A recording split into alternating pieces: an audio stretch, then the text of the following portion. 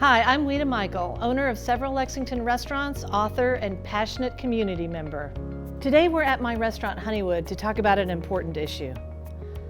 Domestic violence doesn't just impact the home.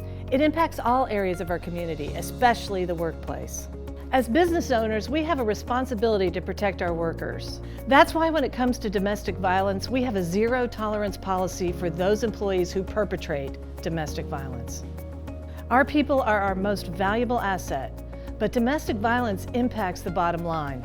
Time off for court, therapy, distractions, crippling fear. All of this can decrease the productivity of survivors and those around them. It makes good business sense to have a policy in place for how such situations will be handled. I want every one of our employees to feel safe enough to come to managers to talk about what we as employers can do to support them. After all, the onus is never on the survivor.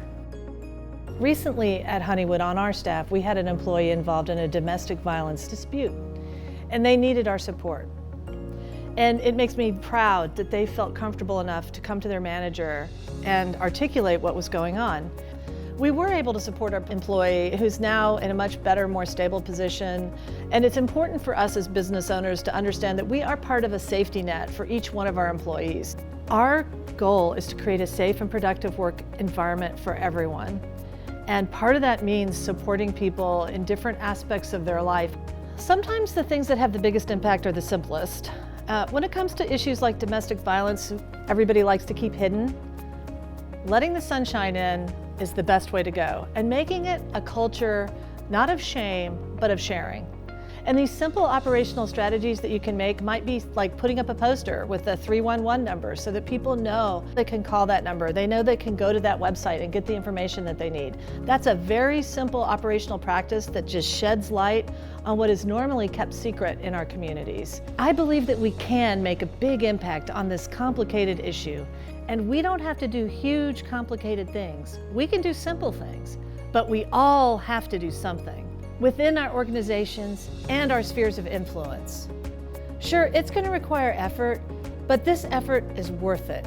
That's why today I'm announcing the It's Time policy for my organization.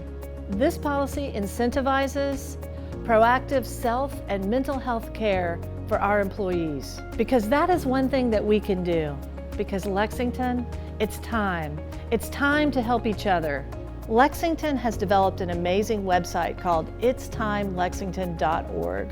It's an amazing resource for us all, but especially as business owners and leaders, for how to train our waitstaffs and our cooks and our managers on how to create a safe workplace for all survivors of domestic violence. Head to itstimelexington.org to find out how you can craft policies that support survivors in your workplace. We're doing our part. Now, what are you going to do? It's time to do something, Lexington.